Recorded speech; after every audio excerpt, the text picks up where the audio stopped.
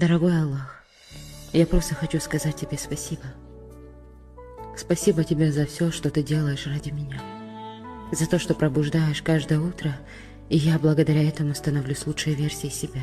Иногда я забываю тебя, но ты продолжаешь меня вести по твоему пути, по праведному пути. Иногда я пренебрегаю твоим существованием, но ты все равно помнишь обо мне. Размеры моей любви к тебе необъяснимы. В каждый сложный момент ты был на моей стороне. У меня были очень сложные ситуации, но я продолжала верить в тебя, потому что я знала, ты убережешь меня от них.